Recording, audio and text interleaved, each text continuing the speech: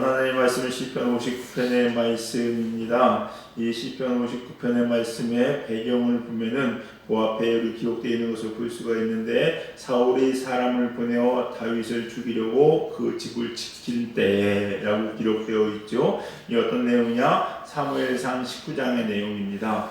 이게 시편이요, 다윗이 기록된 것들은요, 사무엘 상하의 내용을 쭉 읽다 보면은 그 배경을 알면, 이런 상황에서 이 시를 줬구나 라고 생각하면은, 이게 누구에게 이야기하는 것인지, 어떤 사람을 대상으로 하는지, 그때 다윗의 심정이 이랬는데 이런 심정일 때 이렇게 기도했구나 라는 것을 우리가 미뤄 볼 수 있는 그러한 우리에게 유익한 좀 점이 또 있습니다.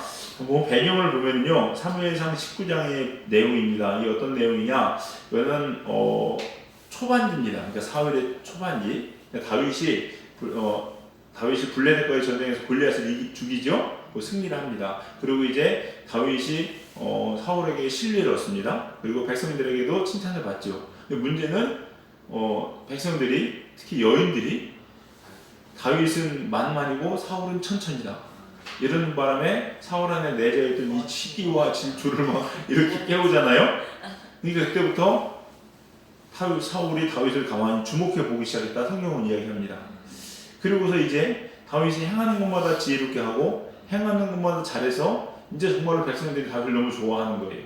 자기 인기가 자기보다 더 높아진 거죠. 그러니까 사울이 급기야는 이제 안 되겠다, 이걸 초장에 잡아야 된다. 그래서 다윗을 결국 죽이려는 계획을 세우는데 이것을 누가 하냐? 요나단이 알아요. 요나단이 알고서 전쟁에서 돌아온 다윗을 죽이려고 하니까 요나단이 와서, 아니 아버지, 물론 왕이죠. 왕이요, 다윗이 무슨 죄를 졌습니까? 다윗이 뭘 잘못했습니까? 목숨 걸고 나라를 위해 싸웠고 이런 사람이 어디 있고 이런 충신이 어디 있습니까? 해가면서 아버지한테, 사울 왕한테 따지는 거예요. 그때는 사울이 그때는 제정신이 가지고, 맞지, 내가 왜 이러지? 그러면서 맹세합니다. 다윗은 절대 죽지 않을 것이야. 하나님 이름으로 맹세해요. 그러고 났는데 또 해가 나온 거야. 또 그래가지고 다윗이 또 보니까 또 질투심이 나가지고 왕궁으로 들어온 다윗을 막 단창을 던져가지고 다윗을 죽이려고 확 던집니다. 근데 다윗이 싹 피했죠. 피해서 벽에 박혀요. 그리고 다윗은 도망갔어. 이러고 나니까 다윗이 시커멓겠죠. 집에 갔어요. 집에 숨어 있어. 어디로 가겠습니까? 집으로 가야지. 갔더니 이제 사울이 정신 못 차려서 또 어떡하냐? 야, 사람 보내는 너 가서 집에 앞에 매복해 있다가 아침 날이 밝아서 다윗이 나면 그때 확 죽여버려. 사람을 급파합니다. 근데 다윗이 그걸 알아요, 몰라요? 알게 됩니다. 그러면서 그 안에 아마 그 집에서 자기를 죽이려는 그 사람들을 보면서 지금 시가 이 시간이겠는가라고 이야기를 하는 겁니다, 여러분. 오늘 보면요, 등장인물들이 나옵니다. 사무엘상 19장에 나온 등장인물들이 누가 나오냐? 일단 사울과 다윗 나오겠죠? 주인공이. 그리고 그걸 말리는 요나단이 나옵니다. 또 하나, 오늘 본문의 대상이기도 한 사람이 있어요. 누구냐? 사울이 보내서 사울의 명에 의해서 다윗을 죽이려고 한 사람.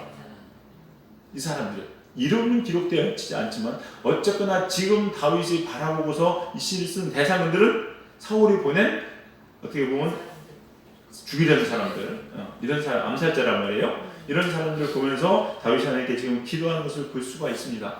자, 그런데 우리가 한번 생각해 보자고요. 다윗을 죽이러 온 그 사람들이 뭔 죄가 있을까요? 왕이 시켰어요. 시켜서 하는 거예요. 아니, 왕이 시켰는데 안 들으면 이상하지. 들어야지. 죽을 수도 있지. 근데 그들 향해서 다윗은 어떻게 하고 있습니까? 지금 보면요, 저주를 퍼붓는 거예요. 하나님 그들을 멸하여 달라고 이렇게 기도하고 있습니다, 여러분. 그러면 다윗의 기도가 잘못된 거냐는 거예요. 한번에 생각해 보셔야 됩니다. 그거 어떻게 해야 되지? 이 사람들 어떻게 해야 되는 거야 도대체? 근데 우리가요, 살면서 이런 경우가 많습니다. 직장 생활하면서 혹은 어떤 위계 질서에 있는 조직사회 내에서도요, 이런 경우들이 많아요. 이런 많습니다. 그래서 본의 아니게 어쩔 수 없이 그렇게 하는 사람들이 있어요. 근데 역사적으로 봐도 그렇고 그런 사람들이 있고, 아니면은 이거는 잘못됐습니다. 요나단처럼 뭐 다윗이 무슨 잘못했다고 오히려 충신을, 아무런 죄 없는 사람을 죽이려고 합니까? 저는 이거 받아들일 수 없습니다. 아예 저를 죽이십시오. 했던 충신들이 우리나라에 또 있죠. 그래서 지난번에 말씀드린 사육신이나 생육신이나 이런 사람들, 정무주한 사람들, 이런 들었다는데 저런 들었다는데 하야가를 부르니까 이 몸 죽고 저 100번 고쳐주고 100골이 진소되고 양면 이씨라도 없고 이렇게 친지져가면서 그 자리에 죽잖아요. 이방원한테. 이런 사람들이 있어요. 여러분은 어떤 사람이 될 거냐는 거예요. 여러분은 항상 보면 역사적으로 정몽주라는 사람, 대단한 사람, 사육시라는 사람, 대단한 사람, 우리나라에 이런 사람이 필요해 라고 이야기하지만 정작 내가 그런 일에 부딪혔을 때 꼭 죽는 게 아니고 그냥 회사 하나 잘리는 건데 타협해 가면서 잘리면 안 되지. 그거 나는 죄 없어. 시킨 거 하니까. 라고 이야기하면서 살지 않냐는 거예요. 이런 거 한번 생각해 봐야 되는 거죠. 그러다 해서 목사님 그러면 목사님 치매생 몰라서 그런데 저도 아는데요. 힘들어요. 압니다. 알아요. 그러나 적어도 성경이 뭐라고 얘기하는지 알아야 되죠. 오늘 보면은요. 두 부류의 사람들을 이야기하는데 첫 번째 뭐냐? 땅에 소망을 두고 사는 사람들이에요. 이 사람들은요. 하나님의 말씀 정의 그것보다도 당장 내먹고 살 길이에요. 내가 저 상사에 불의한 것이지만 듣지 않으면은 나한테 불이익이 와요. 그렇기 때문에 이 땅에서 잘 먹고 잘 살려면 그거 들어야 돼요. 들어야 돼요. 많은 사람들이 이렇죠, 여러분요. 근데요, 이런 사람들은 성경은 뭐라고 묘사하는지 아십니까? 오늘 지금 다윗을 죽이려는 그 사람들, 오늘 그 사람들 향해서 다윗은 시를 지어가면서 이 시편으로 하나님께 찬양을 올려가면서 그 사람들을 뭐라고 묘사하는 6절, 7절에 보니까 뭐라고 합니까? 개입니다. 개입니다, 개. 성경은요, 개라고 이야기하고 있어요. 이거 좋은 말은 아니죠? 네. 비난하고 욕하는 겁니다. 이거 보면요, 섬찟하죠? 성경이 그런 사람을 개라고 욕한다니까요, 여러분요. 한 생각해 보셔야 돼요. 그러면 안 되겠구나. 그것이 옳은 건 아닌 거죠, 여러분요. 우리가요, 세상에 들어가서 먹고 사는 문제와 영적인 하나님의 차원들을요, 깊이 생각하셔야 됩니다. 여러분 보세요. 여리고성이 무너질 때 정탐꾼을 숨겨준 사람은 기생 라합이죠. 라합입니다. 라합은요, 요즘의 가치관과 생각을 하면 세상이 매국노입니다. 매국노입니다. 역사에 길이길이 남아서 비방받아야 되고 자손 대대로 저주받을 사람입니다. 맞죠? 맞아요. 근데 성경이 그렇게 얘기합니까? 아니에요. 성경은요, 그의 이름을 생명록에 기록하고 심지어 예수님을 그의 후손으로 두신다니까요. 기생 라합이 예수님의 조상이에요. 이걸 어떻게 볼 거냐는 거예요. 우리가 그러면 어떻게 살아야 되냐는 거죠. 어떤 마음으로. 정말로 이 땅에 도망을 두고 사는 세상에서는요, 잘 먹고 잘 살려면 하늘나라의 암흑의 입고로 개. 이렇게 기록되는 사람이 될 것이냐? 아니면은 불의한 것은 불의한 것이고, 아니면 아니고 하나님의 말씀이 그거 아니기 때문에 순종할 수 없고, 이런 사람이 돼야 되는 거죠. 성경에 권위에 순종하라는 것은요, 하나님 안에서입니다. 하나님 주신 그 권위예요. 여러분, 물론 그 권위에 순종해서 내가 피해를 본다. 보십시오. 그 권위에 순종해서 단순히 나만 피해보는 것이 아니라 어떤 사람에게 피해를 가고 어떤 사람에게 악의를 행하는 것을 지킨다면은 그때는 우리가 그것까지 들어야 되겠다는 거죠. 여러분, 잘못된 건 잘못된 대로 이야기할 수 있어야 된다는 겁니다. 반면에 하나님만 의지하고 사는 사람들, 하나님 말씀대로 사는 사람들, 요나단 같은 사람들, 다윗 같은 사람들, 이런 사람들을 우리들은 되어야 된다는 겁니다. 어떤 이에게는요, 세상의 어떤 것도 이길 수 없는 무기를 가지고 있는데 바로 이게 믿음입니다. 믿음이에요. 그런 사람이 되셔야 된다는. 그래서 이런 사람들은요, 상황에서도 흔들리지 않습니다. 17절 보실까요? 우리 한번 같이 읽어봅시다. 17절 읽겠습니다. 시작. 나의 주시여 내가 주께 찬송하리오니 하나님은 나의 요새이시며 나를 긍휼히 여기시는 하나님이십니다. 아멘. 하나님 나의 힘이래요.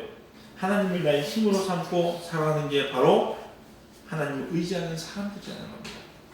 여러분 하나님께서 지키십니다. 성경의 인물들 보면 다 그래요 여러분요. 왕의 명령을 거역한 다니엘, 왕의 명령을 거역한 사드락과 아벤느고, 메삭. 우리가요 하나님 말씀 우리 삶의 기준이 돼야 되고요. 끝까지 붙들고 순종해야 되는 거 하나님 말씀입니다. 세상에 이 사람들도 할 말은 많겠지요. 아니 내가 하고 싶은데 군인인데 따라야지. 어떡하겠어. 하지만 안 그런 사람도 있어요. 또 대학교에서 많습니다. 출애굽기 할 때 모세를 살려준 십부라와 부하. 왕의 명령입니다. 바로의 명령입니다. 근데 살렸어요? 죽였어요? 살렸어요. 숨겼어요. 애들 죽이라는 명령 안 들었어요. 하나님께서 그들을 축복해 주시잖아요. 여러분, 이게 우리 그리스도인들이 돼야 되는 겁니다. 우리 사랑하는 성도님들, 꼭 이렇게 하나님 영광을 위해 살아가는, 하나님 말씀만으로 살아가는 저와 여러분 되시길 간절히 바랍니다. 이런 사람들의 특징은 어떤 건지 아십니까? 자기의 목숨을 생각하는 것이 아니라, 자기의 생명을 생각하는 것이 아니라 하나님을 생각합니다. 이 일을 하나님 기뻐하실지 않으실지 늘 하나님을 생각합니다. 여러분. 그래서 11절 보실까요? 11절 보세요. 11절 읽겠습니다. 시작. 그들을 죽이지 마옵소서. 나의 백성이 잊을까 하나이다. 우리 방패 되신 주여, 주의 능력으로 그들을 이끄시고 낮춰주소서. 나의 백성이 잊을까 하나이다. 이게 무슨 얘기인지 아세요? 죄악되고 잘못된 사람들을 하나님께서 그냥 그 자리에 싹 쓸어버려서 모르잖아요. 이건 잊혀진다는 거예요. 그래서 하나님의 위대하심을, 하나님은 그 사람들이 지어가시면 깨닫지 못할 수 있다는 거예요. 그래서 하나님을 생각하셔서 그들을 살려주시고 그들을 낮추심으로 하나님께서 어떤 분인지 사람들에게 보여달라는 거예요. 다윗은요 끝까지 하나님만 생각합니다. 이게 하나님을 의지하는 사람들이에요. 우리 사랑하는 성도님들, 우리도 하나님만 의지하고 살아가는 저와 여러분 되시길 주님의 이름으로 간절히 축원합니다. 그리고 이렇게 하나님만 의지하는 사람들은 누구를? 하나님을 우리의 도우심으로 믿고 살아가는 자들이라는 것을 꼭 기억하시기 바랍니다. 그래서 위기의 순간에도 다윗은 나가 기도할 수 있었던 것이에요. 다윗이 이런 상황에서 기도할 수 있었던 것은 무엇이겠습니까? 하나님에 대한 확신 때문이죠.